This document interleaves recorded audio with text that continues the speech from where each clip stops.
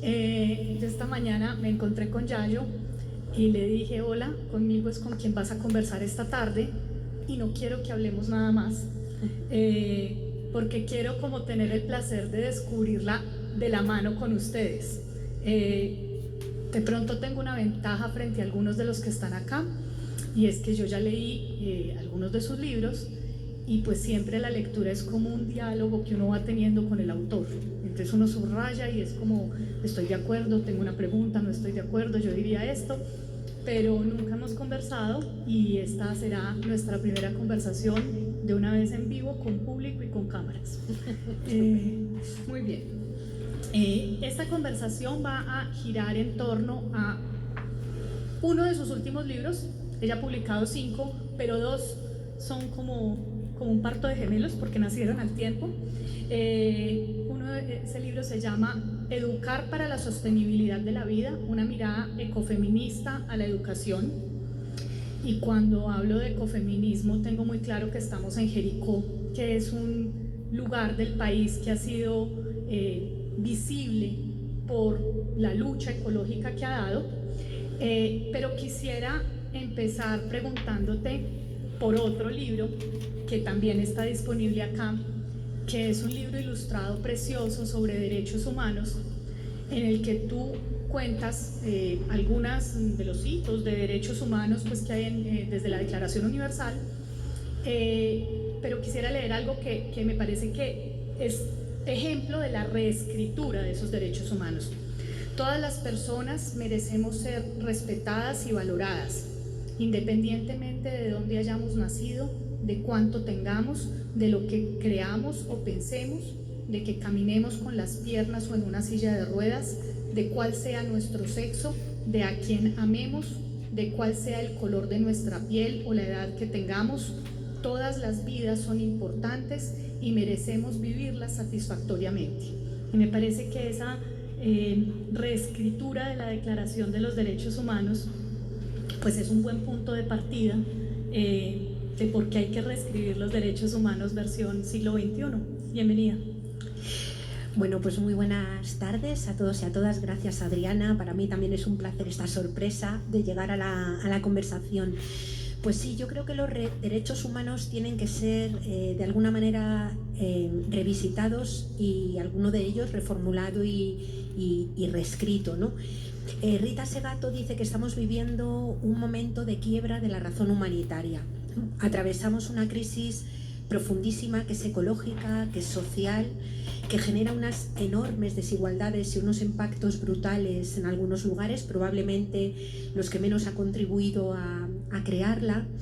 Y por eso en este momento, además de pensar en derechos que sean individuales, los que merecen todas las personas, el derecho a poder elegir quién gobierna, el derecho a tener una vida digna, acceso al agua, acceso a la vivienda, hacen falta reescribirlos porque en este momento de crisis ecológica, con un planeta translimitado, los derechos de cada persona dependen también de ponerle freno a los excesos de otras, ¿no? En este momento, poder vivir una vida con derechos requiere que muchas personas que han considerado derecho a sus privilegios, es decir, a tener todo lo que quieran tener, a arrasar con los territorios que querían arrasar, tengan límites.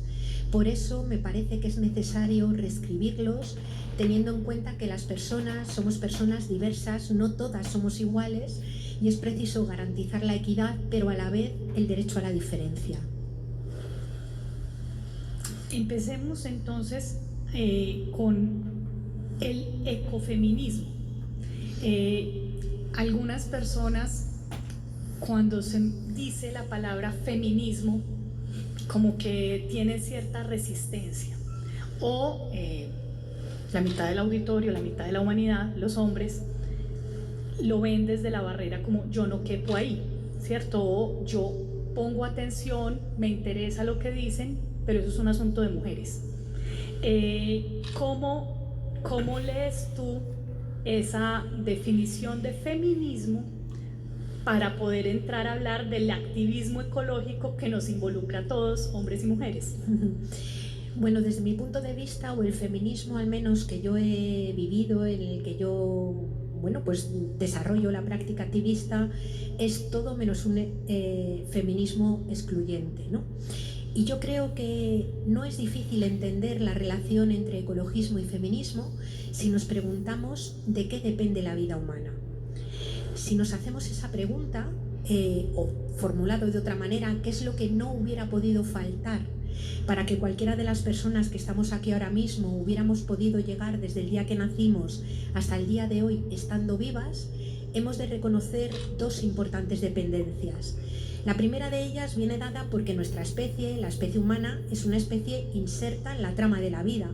Somos un animal especial, pero un animal que forma parte de una trama integrada por aire, por agua, por animales, por plantas, por microorganismos. No hay nada de lo que los seres humanos necesitamos para estar vivos que no proceda en primera instancia de la naturaleza. Es decir, hablamos del agua, que es, de hecho somos un 65% de agua, somos agua, ¿no? Y ese agua no la fabrican los seres humanos, la fabrica el ciclo del agua. Aquí estamos iluminados o tenemos electricidad, y esa electricidad, claro que puede ser generada en una central hidroeléctrica o en una refinería de petróleo, pero básicamente, previamente, hace falta petróleo, carbón, gas natural, cobre, litio, olas, viento. Es decir, no hay nada de lo que los seres humanos produzcamos que no requiera de la naturaleza previamente, una naturaleza que ni es fabricada ni es controlada a voluntad por los seres humanos. Luego, por tanto, los seres humanos somos sujetos de destino con una naturaleza que además tiene límites físicos. Hay límites en los minerales que pueden ser extraídos de la tierra hasta que se agotan. Hay límites en lo renovable, porque el agua se renueva, pero no a la velocidad que le gustaría al capitalismo agrourbano industrial, ¿no? Y hay límites también en los sumideros del planeta. Nada puede crecer ilimitadamente sobre un planeta que tiene límites físicos. Pero los seres humanos además tenemos una segunda dependencia que viene dada por el hecho de que nuestra vida transcurre encarnada en cuerpos que son vulnerables. ¿Y qué quiere decir que un cuerpo, cualquier cuerpo, es vulnerable? Pues que es un cuerpo necesitado. Todos los cuerpos necesitamos agua, vivienda, afectos, cuidados, alimentos, y digamos que sin esas necesidades cubiertas, la vida humana o no se da o es una vida precaria, una mala vida, ¿no? Entre esas necesidades, una absolutamente crucial es la de cuidados. Es obvio que una criatura recién nacida no sobrevive a sus primeros años de vida si nadie la cuida. Vuelve a ser obvio que cuando llegamos a ser muy viejas, las personas volvemos a tener otras necesidades especiales. Hay mucha gente mayor que no puede levantarse, acostarse, alimentarse, asearse por ella misma y vuelve a necesitar otra gente alrededor. En los momentos de enfermedad necesitamos gente también a nuestro alrededor.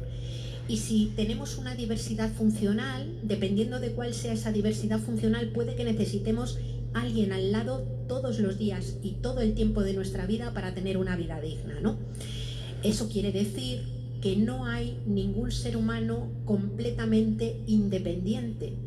Todos los seres humanos vamos a ser dependientes a lo largo de toda nuestra vida y sobre todo en algunos momentos del ciclo vital.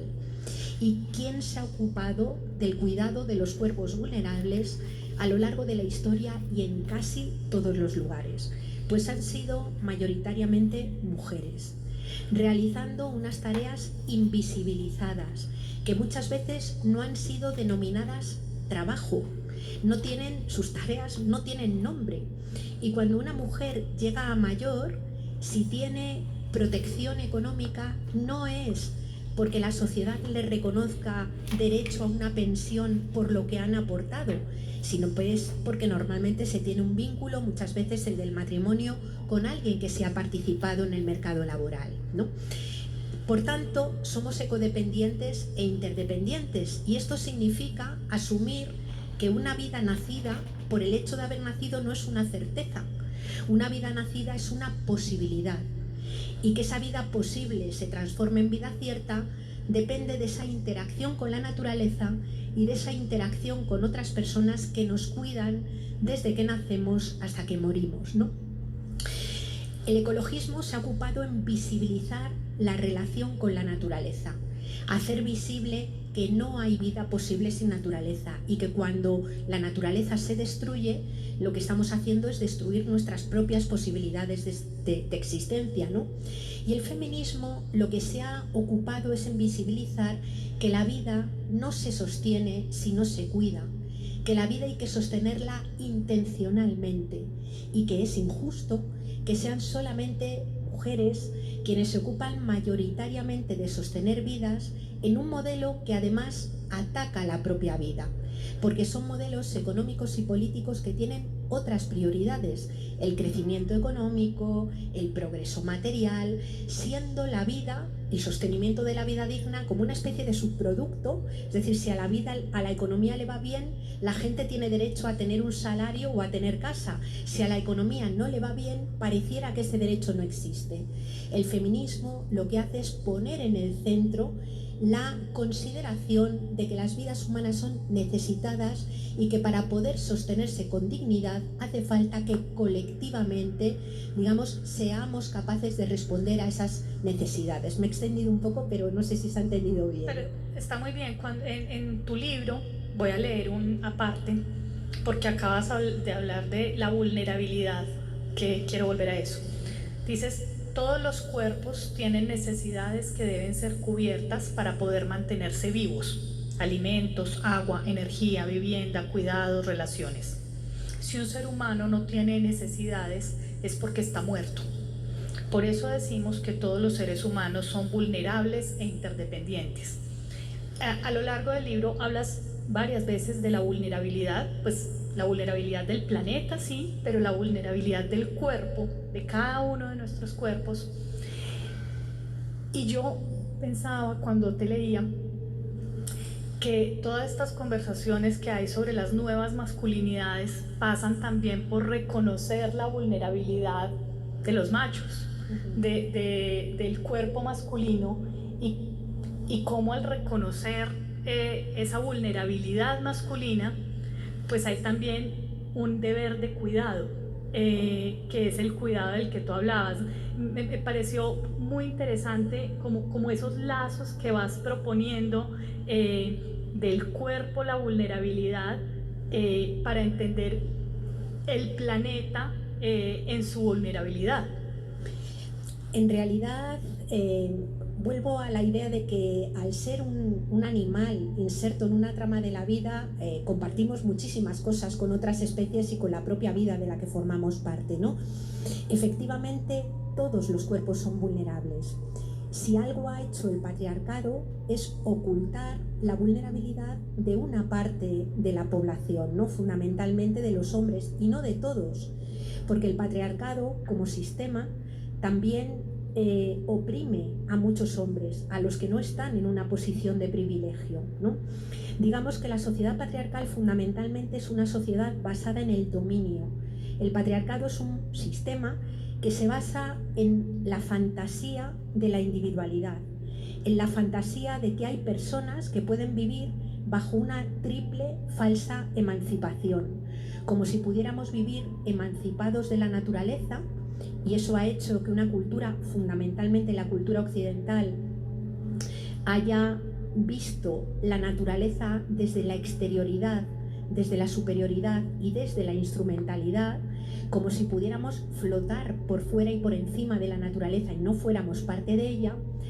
Una falsa también emancipación de nuestro propio cuerpo, es decir, hay personas que se consideran a sí mismas como independientes. De hecho, ante el mercado se suele considerar como autónoma o independiente una persona que tiene recursos económicos, que tiene un salario. Esa persona es una persona independiente, pero incluso siendo una persona con salario, necesitamos que nos cuiden, necesitamos atenciones, necesitamos afectos, ¿no? Y una triple falsa y una tercera falsa emancipación, que es la consideración de poder vivir emancipados del resto de las personas, ¿no? Muy poquita gente tiene la posibilidad de vivir bajo la fantasía de esa triple imaginación, es decir, poder vivir como si no se dependiera de la Tierra y el planeta no tuviera límites, poder vivir como si no se tuviera un cuerpo que cuidar y poder vivir como si no hubiera nadie a quien cuidar, sin sentirse responsable del cuidado de nadie, ¿no? Estas personas son los sujetos patriarcales, que son mayoritariamente hombres, pero también pueden ser mujeres, ¿no? Que son personas que esa falsa emancipación la esconden o la pueden alimentar porque fuera del foco, fuera del marco visible, hay territorios, animales y plantas que permiten mantener un estilo de vida que está muy por encima de lo que el planeta permite, porque en otros espacios ocultos hay otros sujetos habitualmente colonizados, antiguamente esclavizados, muchas veces personas no blancas, que son las que viven sus vidas sometidas al servicio de los centros de privilegio, y también muchas mujeres que en un espacio invisible, que es el mundo del hogar, se ocupan de garantizar la reproducción cotidiana y generacional de todas las vidas, también la de los sujetos falsamente emancipados, ¿no? Digamos que el capitalismo funciona como si hubiera una especie de trabajador champiñón, ¿no? Un sujeto que brota como un champiñón lavado y planchado en su puesto de trabajo, como si esa persona cuando sale cansada no necesita ser cuidada, ser atendida, no tiene ropa que ser lavada, no tiene comida que comer que alguien le ha preparado, ¿no? Todo eso que sirve para sostener la vida es una tarea que sistemáticamente recae mayoritariamente sobre mujeres, ¿no? Por tanto, digamos que repensar las nuevas masculinidades, repensar también una forma distinta de constituirnos como mujeres en sociedades igualitarias, en sociedades que dialogan, en sociedades que se respetan, implica pensar en todo esto, implica pensar a qué le llamamos ser valiente. Por ejemplo, muchas veces decimos o pensamos que una persona, los libros de historia nos han mostrado que las personas valientes son las que arriesgan la vida, ¿no? Los héroes. Un héroe es quien arriesga la vida, pero ¿qué pasaría si la causa, en lugar de dar la vida por la causa fuera mantener la vida? ¿Qué sería en ese caso ser valiente, ¿no? Yo creo que nos puede ayudar a reformular muchas cosas y podemos mirar. Tú al principio hablabas de la lucha que se llevó aquí en Jericó, ha habido muchas en otros lugares, a las personas valientes, muchas veces anónimas, articuladas comunitariamente, que son conscientes de que su vida también depende del territorio y de la naturaleza y se organizan para defenderla, ¿no? El libro trae varios ejemplos de, digamos, se narran las experiencias que han vivido comunidades en distintas partes del planeta en defensa del territorio, y de hecho 2 minutos antes de esta charla yo le estaba diciendo a Yayo, vale la pena que te cuenten un poco más. Yo no soy esa persona que tendrá esa información, pero vale la pena que te cuenten un poco más de lo que ha ocurrido acá en Jericó en la defensa del territorio desde acá frente al proyecto de megaminería, porque me parece que encaja en eso que tú narras en tu libro, que es algo común a muchos lugares del planeta y que es, como tú lo llamas en el libro, como una lógica alrededor del dinero. Voy a leer un pedacito, y es: las mayorías sociales creen y sienten que antes de agua, vivienda, luz, alimentos o cuidados necesitan dinero. Y la creencia está tan asentada que se asume en una especie de lógica sacrificial. Si lo que se necesita es dinero, todo merece la pena ser sacrificado con tal de que crezcan la economía y el dinero. El dinero muchas veces en los cómics, en las caricaturas se simboliza con oro, y es muy diciente lo que en muchas partes, pues minería hay de muchos minerales, pero en concreto el oro es uno de esos minerales que se busca, y hasta qué punto se puede llegar a pensar en sacrificar el agua, la vida, o a veces algo, un intangible que me parece a mí personalmente que es supremamente valioso, que es el paisaje, el derecho al paisaje verde, que a veces digamos que de tanto verlo nos acostumbramos a que eso pues es así, y cuando uno viaja se da cuenta que eso no es así, que ese verde que tenemos es un oro que también hay que cuidar, pero viene esa tensión que me parece rico que nos comentes de experiencias en lugares en los que tú has, digamos, conocido esos activismos, porque conversando esta mañana Laura Restrepo dio una frase que me pareció muy contundente, y es que los libros y la literatura no cambian el mundo ni cambian nada, pero sí dan la oportunidad de tejer conversaciones, de ponerlo a uno a conversar de ciertos temas. Entonces, que podamos conversar acá con este público, que seguramente aquí hay mucha gente de Jericó que ha tenido que trabajar en torno a estos activismos, pues otras experiencias exitosas o no de activismos en defensa del territorio muy local. Bueno, yo les quiero compartir dos experiencias. Una la he vivido más de cerca porque es en mi país, y otra la he vivido pues conectada a otras mujeres activas en la defensa de la tierra, y es en Chile, ¿no? La de mi país tenía que ver con la reapertura de una mina de cobre que se quería hacer en Galicia, muy cerquita de Santiago de Compostela, ¿no? Era una mina antigua de cobre que se cerró porque ya prácticamente no tenía cobre. Pero ahora, al hilo de la transición energética, al hilo de la fabricación de coches eléctricos, es decir, con todo esto, que luego si puedo criticaré un poquito, que se ha denominado digamos, la transición verde, muchas veces un capitalismo verde extremadamente voraz y desigual, ¿no? Pues al hilo de esto se pretendió reabrir esta mina, no porque tuviera mucho cobre, sino porque en realidad lo que sucedía era que quienes eran dueños de los territorios, bastaba con que se volviera a conseguir permisos para poder prospectar, para que esos territorios se revalorizaran de una forma tremenda en el mercado. Es decir, en realidad era un proyecto puramente especulativo, ¿no?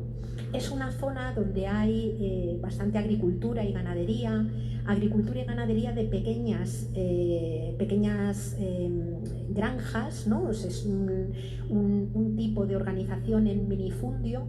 Y entonces lo que sucedió fue que vecinos y vecinas se articularon muy rápidamente, porque sobre todo lo que estaba amenazado era el agua, ¿no? Empezaron muy rápidamente a talar zonas de bosque en un país como es el Estado español, que es el país que se calienta al doble de velocidad en toda Europa. O sea, en España ahora mismo lo del cambio climático está siendo una locura en términos de problemas con el agua y en términos de unas olas de calor absolutamente brutales, ¿no? Allí lo que sucedió fue que se conformó una plataforma contra la minera, una plataforma en la que participaban muchos hombres, muchas mujeres, pero que fue encabezada, las lideresas fueron fundamentalmente mujeres, ¿no? Y a mí lo que más me gustó de ese proceso de acompañamiento que yo pude hacer fue el proceso de formación, que se hizo en muy poco tiempo, ¿no? En nada de tiempo, mujeres ganaderas, agricultoras, mujeres campesinas, otras que vivían en la ciudad, eran perfectamente capaces de hablar con términos técnicos sobre la minería, sobre las mineras, aprendieron a hacer alegaciones, organizaron manifestaciones. Es decir, fue un proceso como de politización en el mejor sentido de la palabra, por debajo, tremendo, ¿no? Afortunadamente la mina se paró, es decir, se sigue con la amenaza de que en cualquier momento puedan volver a requerir abrir, pero se paró, ¿no? Y era más o menos la misma lógica que se sigue en todas partes. Había una empresa local, gallega, para dar un poco la idea de que era una empresa local que iba a crear empleo local, que iba a hacer crecer la región, ¿no? Y luego lo que había detrás, en este caso, era una megaminera china, que fue la que se alió con esta otra, ¿no? Veíamos lo que hemos visto tantas veces a lo largo de la historia, de esa desigualdad entre unos países colonizados, digamos, y otros colonizadores, ¿no? En este caso sucedía a lo interno, como colonia interior, en una zona rural, una zona empobrecida, que era utilizada para convertirla en una zona de sacrificio al servicio, digamos, de pues empresas multinacionales, pero también de los poderes económicos locales, ¿no? El segundo ejemplo tiene que ver más con Chile y tiene una doble vertiente, ¿no? Yo tuve la suerte del año del estallido de Chile, en 2019, poder visitar una zona, la zona de Quintero Puchuncaví, que es una zona que tiene refinería de petróleo, tiene extracción de cobre, una fundición de cobre, y es una verdadera zona de sacrificio. De hecho, el colectivo de mujeres que yo visité eran mujeres en resistencia en la zona de sacrificio de Quintero Puchuncaví, así se llamaban, ¿no? Y ellas lo que denunciaban era que el territorio estaba completamente yermo, no se podía cultivar, el agua estaba envenenada, había una incidencia de cáncer brutal, los hombres que habían, mayoritariamente hombres que habían trabajado en la fundición, habían tenido momentos de enfermedad, hombres verdes les llamaban en su momento, porque la piel se les abría y les supuraba un líquido verde de la contaminación de la mina, ¿no? Y justo cuando yo llegué, 15 días antes, había producido un fenómeno, muchos niños y niñas, cientos, se habían desmayado en los patios de sus colegios, ¿no? Coincidiendo con un pico de contaminación de una de las fábricas, ¿no? Es muy duro el calificativo de zona de sacrificio, pero yo creo que es importante tenerlo en cuenta, porque en este momento es tan injusta la relación entre países del norte global y países del sur global, que nos podemos encontrar como en Europa se legisla para que todo sea muy verde y el paisaje sea verde, y lo que se hace es meter toda la porquería bajo la alfombra y cargarla sobre otros países, ¿no? Poder hacer la transición energética o poder hacer la conversión al coche de motor de combustión requiere pasar de petróleo a pasar a depender de otros muchos minerales: cobre, litio, platino, neodimio, disprosio, tantalio, vanadio, indio, galio, es decir, una enormidad de minerales que la comunidad científica nos dice que muchos de ellos ya se encuentran en una situación de translimitación y otros se encuentran próximos a sus picos máximos de extracción, ¿no? ¿Qué es lo que sucede? Que cuando se dice que la solución al coche de motor de combustión va a ser el coche eléctrico, nos tenemos que preguntar cuántos minerales quedan y para cuántos coches eléctricos dan. Porque lo que sucede es que se corre el riesgo de forzar una nueva dinámica, una vuelta de tuerca a dinámicas colonizadoras que nunca han terminado desde que Europa, desde que España salió de España y llegó a la Via Yala, América Latina, que se han ido intensificando, y lo que hace es seguir utilizando los territorios como grandes minas, como grandes vertederos, al servicio de aquellos sectores de población que están protegidas por el poder económico, por el poder político y por el poder militar, ¿no? Hay territorios que siguen siendo territorios ricos en minas, y las empresas transnacionales que van a practicar este tipo de extractivismo, a estas empresas les importa muy poco la sostenibilidad de la vida de las personas que viven en los territorios. Prometen y de momento pagan salarios importantes a las personas que van a trabajar en la mina, prometen dar dinero a los ayuntamientos para crear servicios públicos que puedan ser necesarios, y en los momentos en los que los lugares ya no interesan, se ha agotado el material, los dejan como un erial, en los que la vida ya no es posible y a la gente no le queda más remedio que marcharse de allí, ¿no? Esto lo hemos vivido en nuestros territorios, y en este momento la Europa rica está rodeada por una valla enorme que se abre y se cierra todos los días para que entre energía, minerales, alimentos, pesca, que vienen de los países del sur global, pero que está cerrada a cal y canto para que entren las personas de los territorios de los que proceden todos esos bienes de la tierra, que salen de allí siguiendo el mismo camino que sus materias primas, porque en muchos casos ya es imposible poder vivir en ese territorio. Si la valla que rodea la Europa rica, además de no dejar entrar personas migrantes, no dejar entrar toda esa riqueza que sale de la tierra, la Europa rica no dura ni 2 meses, porque todos, absolutamente todos los países que hoy llamamos ricos, tienen la característica de vivir con muchos más recursos de los que hay en sus propios territorios, ¿no? Por eso yo admiro enormemente a la gente que se articula en el territorio y defiende su tierra, porque si en este momento hay algo vulnerable, es la vida de quienes viven en lugares en donde la tierra ya no sirve para sostenerte, no sirve para alimentarte, ¿no?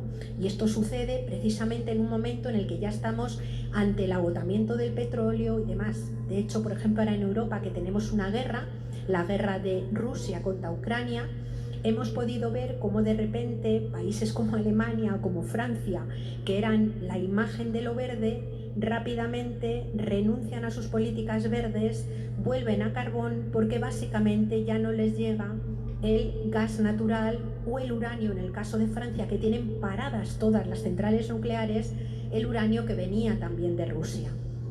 Creo que esto es importante tenerlo en cuenta, porque en este mundo en el que más que creer que necesitamos comer, agua, vivienda o alimentos, creemos que necesitamos dinero, las grandes empresas transnacionales se ofrecen a pagarnos y prometen que lo sustituirán todo con dinero. El problema es que la tierra no es sustituible por capital.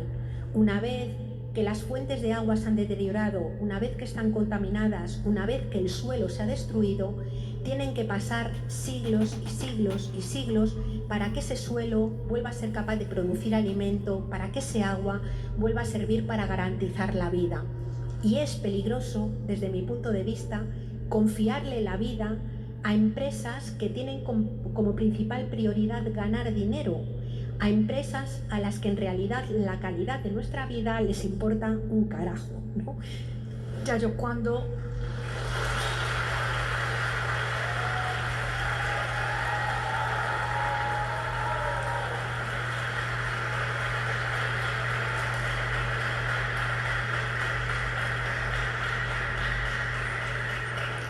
no sé si en España se use la expresión abogado del diablo. Voy a ser abogado del diablo. Sí.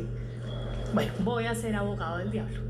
Cuando acá la gente habla con un discurso como el que tú acabas de pronunciar, y cuando digo la gente hablo de académicos o periodistas o líderes sociales o el que sea, entonces siempre sale el que escucha con atención y después dice pero usted sus libros los escribe en un computador y ese computador tiene una batería y esa batería tiene un mineral, y usted usa un celular y ese celular necesita unos minerales, y entonces ¿de dónde va a sacar? Y entonces en últimas lo que quieren es que volvamos a vivir en chozas y en las cavernas y que nos devolvamos 3 siglos. ¿Qué responderle a ese tipo de argumentación? Bueno, hay un primer elemento, y es que efectivamente formamos parte de un modelo y estamos llenos de contradicciones que tienen que ver con el mismo, ¿no? Yo tengo un celular y he llegado aquí volando en un avión que emite gases de efecto invernadero, sin lugar a dudas, ¿no? Lo que sí puedo decir es que en un marco de vida, con una sociedad y unos gobiernos y un conjunto de personas comprometidos con el mantenimiento de la vida, yo renuncio al vuelo, por más que tuviera muchas ganas de conocer Colombia, renuncio al vuelo encantada, y renuncio también al celular encantada, si la contrapartida es saber que mi hija y mi nieto, que tengo un nieto pequeñito, no van a tener que vivir en un mundo violento, en un mundo de despojo, en un mundo en el que la vida sea complicado. Renuncio sin ningún tipo de problema, ¿no? Pero en segundo lugar, quería comentar sobre esto que decías de el volver a las cavernas, porque yo, que formo parte del movimiento ecologista, esto lo he tenido que oír un montón de veces. Y les voy a poner un ejemplo de mi país, ¿no? En mi país, en este momento, la gente que no puede pagar la factura de la luz, lo que sucede es que se la cortan. No sé si aquí será igual o habrá un tipo de política que proteja, ¿no? No, vale. A la gente que no puede pagar el agua, se la cortan. A la gente que no puede pagar la vivienda o la hipoteca, la desahucian y la echan a la calle, ¿no? Estamos hablando de cuestiones que nuestros textos constitucionales y que la propia Declaración de los Derechos Humanos reconocen como vinculantes, es decir, delinquen los gobiernos que le cortan la luz, que permiten que se le corte la luz a la gente, ¿no? Claro, en mi país, en los últimos años hemos tenido 2 o 3 casos de incendios en casas, normalmente han sido de personas viejitas, mujeres mayores solas, que por no poder pagar la luz se estaban iluminando con velas, era gente mayor y finalmente a lo mejor se prendieron las sábanas, ¿no? Y yo lo que digo es que después de haber oído hablar tanto de que el movimiento ecologista, por ejemplo, pretendía que la gente volviera a vivir con velas, la práctica que yo he visto y lo que he comprobado es que los únicos que han obligado a vivir con velas de nuevo en mi país son Endesa y Iberdrola cuando le cortan la luz a la gente, ¿no? Y los únicos que han obligado a vivir como si se viviera en una caverna son los fondos de inversión y los grandes bancos que tienen las hipotecas y cuando no se paga la hipoteca le echan a la gente a la calle, ¿no? Es decir, las personas ecologistas no tenemos ninguna gana de volver a vivir en una caverna. A mí particularmente no me emocionaría nada, ¿no? Y hay que decir, los datos que voy a poner son los de España, que son los que conozco, que por ejemplo en el Estado español, en el año 89, se vivía con menos de la mitad de la energía primaria de la energía que usamos ahora, ¿no? Aquí habrá mucha gente jovencita que no hubiera nacido en el 89, pero os aseguro que en el 89 en España ni íbamos en taparrabos, ni vivíamos en cavernas, ni los iluminábamos con velas. Teníamos una vida en realidad bastante similar a la que tenemos ahora, solo que con menos prisas, con menos velocidades, con menos distancias para recorrer en nuestra vida cotidiana porque las ciudades eran más pequeñas y vidas en las que la mayor parte de la gente, yo por ejemplo, mi mamá, mi abuela me contaban, ellas jamás tuvieron miedo de no poder tener una casa. Ahora mismo, por ejemplo, gente como mi hija que tiene 28 años, pueden haber terminado sus estudios universitarios, haber terminado un magíster, hablar inglés, haber hecho todo lo que la sociedad les decía que tenían que hacer para que les viniera bien y poder seguir viviendo en casa de sus padres hasta los 40 o seguir viviendo hasta los 50 en pisos compartidos sin desearlo, teniendo dificultades para desarrollar proyectos vitales propios. No es el movimiento ecologista el que quiere que la gente viva peor, es la bulimia de un capitalismo desatado que con tal de ganar dinero sacrifica las condiciones de vida sin la gente sin ningún problema, ¿no? Somos sujeto que comparte destino con la naturaleza y de hecho lo que ha hecho que aumenten las desigualdades o lo que hace que la vida humana sea cada vez más precaria no es aplicar leyes ecológicas, sino todo lo contrario. Las empresas, las grandes empresas que dependen de mucha energía y de muchos minerales, en este momento están colgando de la brocha, están en la cuerda floja, básicamente porque este modelo ha agotado hasta la última gota de vida o lo está agotando y entre medias digamos aguantando hasta el final con este más madera de las películas de los hermanos Marx, mientras tanto degrada absolutamente todo y le da igual lo que le pase a la gente, ¿no? Eso le diría yo, más o menos. El libro se llama Educar para la sostenibilidad de la vida, una mirada ecofeminista a la educación. Hemos hablado de ecología, de feminismo, pero nos falta la tercera pata de esa triada, que es educación. Las feministas dicen con frecuencia que hay que aprender a ponerse las gafas violetas, las gafas moradas, para empezar a mirar todo con ojos feministas. Y en alguna parte del libro tú dices que pues la educación por un lado es un lugar de privilegio para formar en esta, digamos, para ponerse unas gafas con una visión ecológica, pero hay una preocupación que me parece muy interesante y es hasta qué punto la educación es responsable digamos, de esta visión capitalista de tratar el territorio, en la medida en que la educación repite discursos y forma poco en un sentido crítico, que podría empezar a cuestionar este modo de vida. Quisiera que nos profundizaras en eso un poco más, por favor. Sí. Bueno, la educación, empiezo diciendo una cosa por si hay aquí personas que sois educadoras, profesoras y demás, ¿no? Porque siempre se suele decir que la educación es la que lo tiene que resolver todo. Es decir, cuando se habla de los grandes problemas de nuestro tiempo, se suele decir, bueno, esto lo resolverá la educación, y cuando las personas que ahora mismo son muy jovencitas sean mayores, ya lo harán todo y lo verán todo de otra manera, ¿no? Yo creo que eso es una falsedad, porque educan las personas adultas, educan las instituciones que tenemos ahora, aunque también hay que reconocer que no es la educación la que tiene que resolver todos los problemas estructurales. La educación no puede resolver problemas de injusticia, problemas de desigualdad, problemas de vulneración de derechos. Esto lo tiene que resolver otra política pública. Eso sí, la educación puede ayudar a configurar o a disputar la hegemonía cultural, digamos, que le ha declarado la guerra a la vida, ¿no?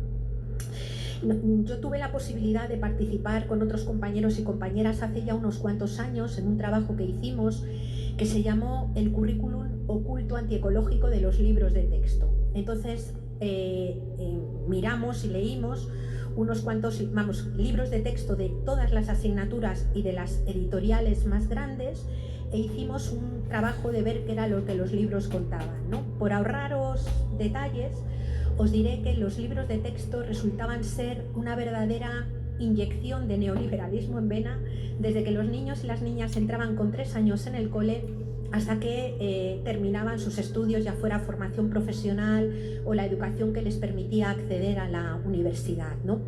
Era una mirada absolutamente colonial de la educación. Bueno, no os podéis imaginar cómo se sigue presentando en España toda la colonización de América, o la colonización, por ejemplo, por parte de Francia. Sí, vamos, hombre, ya no hablan de descubrimiento, ya sería el colmo, ¿no? Pero es una mirada absolutamente colonizadora, es decir, lo que se consideran países desarrollados o países avanzados y culturas atrasadas, es obsceno, ¿no? Cómo se presenta la economía. Por ejemplo, en los libros de economía no aparecen las empresas cooperativas, es como si no existieran, ¿no? No aparecían, por supuesto, los límites físicos del planeta. El planeta era visto como un gran almacén inagotable al servicio del crecimiento económico, y todas las tareas que mayoritariamente mujeres realizan para sostener la vida están directamente invisibilizadas. Es decir, no es que no aparezcan filósofas, pintoras o científicas, que no aparecen, es que además todas estas tareas que sostienen la vida no aparecían tampoco, ¿no? Por tanto, un poco la línea de trabajo que empezamos a seguir fue la de entender, y yo creo que es importante, lo voy a decir de una forma un poco brusca quizás, ¿no? Es decir, cabe preguntarse si en este momento estamos educando a nuestros niños y a nuestras niñas en contra de su propia supervivencia. Si estamos educándoles en una forma de entender la economía y en una forma de entender la vida en común que exacerba y llama progreso a destruir naturaleza a pasos cada vez más acelerados, ¿no? Que no habla de derechos ni de la redistribución de la riqueza, y que lo fía todo a una especie de meritocracia según la cual cada persona es responsable de su propio fracaso. No es que nazcas en una sociedad que no te permite acceder a la educación o a la salud pública o a una serie de bienes, sino que pareciera que es que las personas que enferman o no tienen casa lo merecen porque no han sido capaces, a partir de sus propios méritos, de ganar la condición de existir, ¿no? A mí esto me parece que desde el punto de vista de los derechos humanos y desde el punto de vista de la consideración de humanidad es una obscenidad, ¿no? Y que rompe directamente con toda la idea de comunidad rompe con toda la idea de codependencia y de interdependencia de la que hablaba hace un rato, ¿no? Por tanto, creo que necesitamos una educación que mire de otra manera, que nos reconozca como seres ecodependientes, que reconozca que formamos parte de una trama de la vida que hemos de conservar y que nos ayude a recomponer lazos rotos con la naturaleza, lazos rotos entre las personas, y no lo digo desde una mirada naif, sino que lo hablo o lo planteo desde la conciencia de que es necesario afrontar en conflicto, sabiendo que hay una enorme desigualdad que pasa porque hay gente que tiene mucho más de lo que le corresponde y que algunos de ellos, de buen grado, no lo van a soltar por las buenas, y que entonces como sociedad hemos de articularnos para ver cómo conseguimos que se produzca ese reparto. En un mundo que materialmente no puede crecer más, es decir, vamos más allá, en un mundo en el que inevitablemente vamos a vivir el decrecimiento de la esfera material de la economía, y hablo de crecimiento global en el uso de energía, de materiales y de agua, la clave es repartir. Y eso hay que mirarlo cara a cara, porque si no se mira cara a cara, lo que sucede es que aquellos sectores de población que están protegidos por el poder económico, el poder político y el poder militar siguen teniendo estilos de vida absolutamente despilfarradores, mientras cada vez más gente es apartada a los márgenes cuando no fuera de la propia vida. Y creo que ahí la educación juega también un papel importante para disputar, digamos, esa mirada normativa que hace que al final tengamos una educación que amaestra, una educación que, digamos, que somete, que no permite liberarse y que somete al servicio, es decir, y pliega la vida al servicio del crecimiento económico. Bien, yo no sé si ustedes notaron que estamos como en los bares que a las 3 de la mañana prenden las luces indicando que chao, que ya. Aquí el reloj marca que ya se nos acabó el tiempo, quedan 10 minutos. A mí me quedan en el tintero muchas preguntas sobre la arquitectura de la impunidad, sobre los principios de suficiencia, reparto, cuidado, principio de reducción, pero sé que todos esos temas los encontrarán ustedes en el libro que, como les digo, está disponible, y quedan 10 minutos para que quien quiera del público levante la mano y formulen preguntas. Les harán llegar micrófono. Me imagino por allá hay una mano alzada.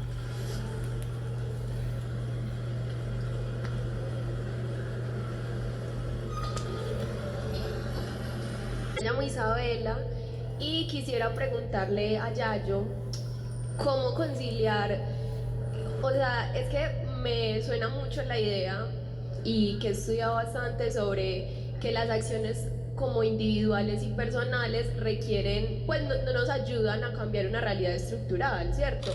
Entonces, ¿cómo conciliar como esa responsabilidad que tenemos personal, pero también cómo conciliarla con la responsabilidad que tienen los estados y que tienen los gobiernos de proponer y de realizar soluciones estructurales a problemas que realmente sobrepasan el individuo? O sea, ¿cómo mediar entre esas dos responsabilidades? Porque creo que también la responsabilidad personal es necesaria, pero también para lograr un cambio estructural creo que se deberían proponer soluciones estructurales por parte de los gobiernos. ¿Qué piensas? Gracias, Isabela, por la pregunta, que me parece que es una cuestión, vamos, clave para pensar cómo nos podemos organizar. Yo te voy a responder desde mi propia experiencia. Quiero decir que seguramente muchas personas involucradas aquí en COSA responderían de otra manera, y no pretendo que sea una respuesta, digamos, como magistral, ¿no? que quede aquí, ¿no? Yo creo que la clave está en la palabra que tú has utilizado, que es responsabilidad, ¿no? Para mí la idea de responsabilidad es clave, y ojo que no es lo mismo responsabilidad que culpa. La culpa es un sentimiento que desde mi punto de vista no conduce a ningún lugar, y ha habido a veces que algunas personas, algunos movimientos ecologistas han utilizado un discurso como que culpabilizaba un montón a las personas de sus formas de consumo y demás. Yo creo que no es un discurso ni útil ni yo me siento cómoda con él. Pero sin embargo, la palabra que tú has utilizado es muy importante, ¿no? Porque ser responsable es sentirte agente a la escala en la que tú puedas para poder transformar las cosas. Es decir, una persona puede sentirse responsable de cosas de las que no es culpable. Yo puedo no ser culpable de que desahucien de su casa a una persona que no ha pagado al banco, pero me puedo hacer responsable de ello y me puedo articular con otras personas para trabajar en todas las plataformas antidesahucios o en defensa de la vivienda. Yo puedo no ser culpable de que una gran empresa megaminera quiera arrasar un territorio que a lo mejor incluso está un poco lejos de mi territorio, ¿no? Pero me puedo sentir responsable y articularme con otras en dinámicas de denuncia, de apoyo a esas plataformas. Lo que quiero decir es que el sistema de responsabilidades, aunque es claramente asimétrico y no tiene nada que ver la responsabilidad de un gobierno, de un ministro, de una gran multinacional o de un alcalde con la responsabilidad que tiene la ciudadanía común, ser responsables es lo que nos convierte en agente político y nos da poder para intentar organizarnos con otras para transformar las cosas, ¿no? Entonces, ¿qué diría yo? Pues que es muy necesario, cuando somos conscientes, en primer lugar, juntarnos con otras. Yo creo que una clave importante ahora mismo no son tiempos para estar solas. En un grupo ecologista, en uno feminista, en una asociación de padres y madres de alumnos, en una biblioteca pública que se reúne a comentar libros, es importante no estar solas, porque eso nos permite, en primer lugar, articularnos y poner en marcha proyectos que ya suponen crear alternativas. Estoy pensando en las cooperativas de la economía social y solidaria, en proyectos de agroecología y de circuitos cortos de comercialización de alimentos en zonas cercanas. Bueno, Colombia es un lugar donde la creatividad en ese sentido es desbordante y hay muchísimo, ¿no? Y desde esa experimentación, desde esa vivencia de lo que es generar poder desde abajo, poder colectivo, es desde donde nos podemos articular para presionar o para ayudar a aquellos gobiernos que quieren cambiar las cosas. Porque aun cuando las personas de nuestros sueños lleguen a un gobierno y tengamos una confianza fuerte en ellas, llegar a un gobierno no supone haber alcanzado el poder. Y las dinámicas de ataque mediático, de ataque de todo tipo a las personas que quieren hacer algo decente en los gobiernos son tales que, a menos que haya mucha gente organizada en el territorio que quiera, desee esos cambios y esté dispuesto a apoyarlos, muchas de ellas no pueden salir adelante. No sé si más o menos me he explicado. Nos queda tiempo para una más. Aquí hay una mano levantada.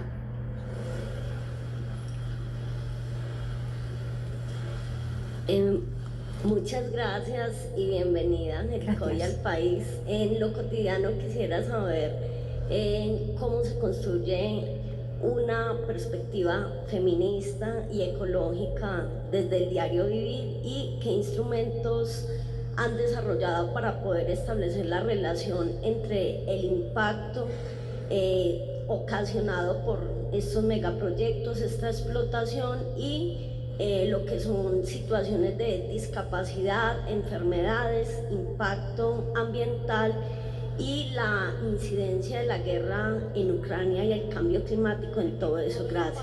Pero incidencia en Ucrania. Todo el tema de la guerra, es que no he entendido muy bien, todo el tema de la guerra en Ucrania. Sí. Bueno, la incidencia de la guerra en Ucrania en Europa es tremenda, ¿no? Bueno, en primer lugar nos encontramos ante, evidentemente, una invasión terrible de un gobierno como es el ruso, en este momento un gobierno violento, un gobierno populista de ultraderecha, digamos encabezado por una persona como Putin, que directamente ha entrado en un país y lo ha arrasado, ¿no? Pero el tema va mucho más allá. En Europa lo que ha supuesto la guerra de Ucrania es de repente un fortalecimiento brutal de los discursos militaristas. Prácticamente en todos los países europeos ha aumentado de una forma notable la inversión en industria militar. Es decir, en este momento el crecimiento de la industria militar es grande y se ha articulado una especie de discurso securitario de defensa que está salpicando sobre todo a las personas migrantes, ¿no? Porque se empieza a concebir al otro como una especie de amenaza. En lugar de entender que la persona migrante es una persona expulsada, se entiende que la persona migrante es una amenaza y que es necesario blindar los privilegios, blindar militarmente los privilegios que tiene Europa. Ese es un primer efecto. Y un segundo efecto tiene que ver básicamente con lo que está sucediendo a nivel de materias primas, ¿no?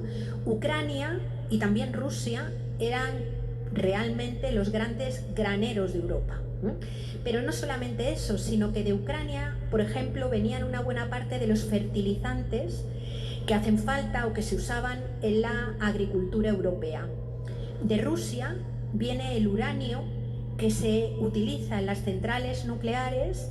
Y en este momento, por ejemplo, en concreto, Francia tiene un problema energético brutal porque su electricidad depende masivamente de centrales nucleares que están mayoritariamente paradas, en parte porque no hay uranio y en parte porque le han salido unas rajitas a los reactores en varias de ellas y por eso las han tenido que detener.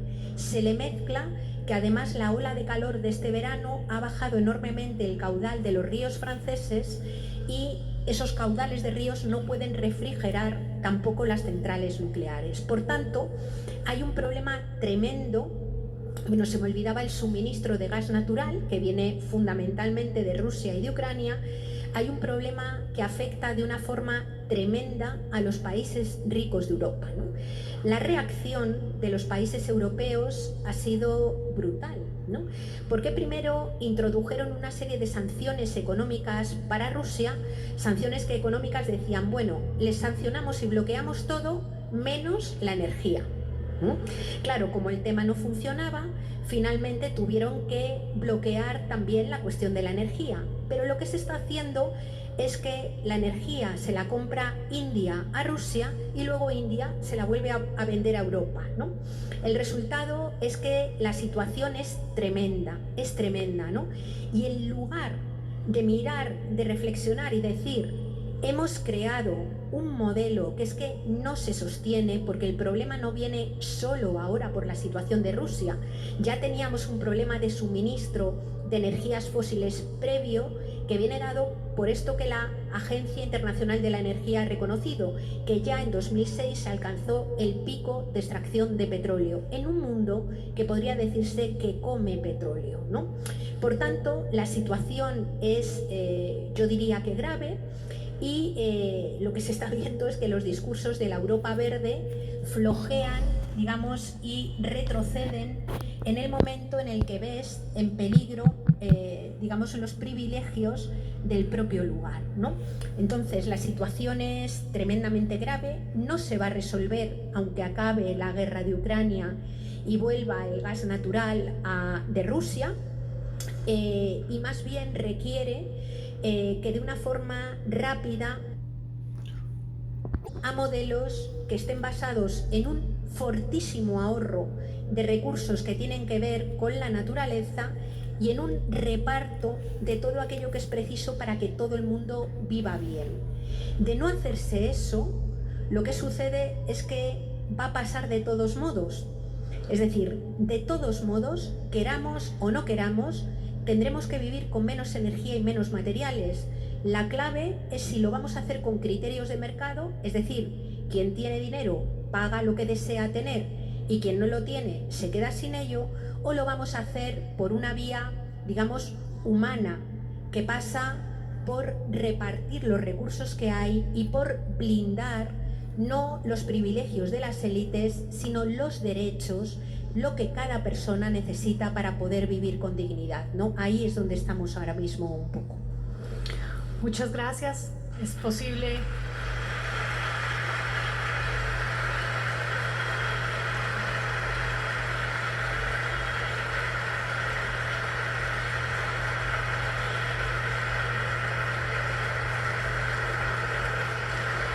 Es posible que alguien o algunas personas quieran continuar esta conversación o tener preguntas, en fin, y los invito entonces a abordar a Yayo, a abordarnos en las calles de tan hermoso Jericó. Muchas gracias. Gracias.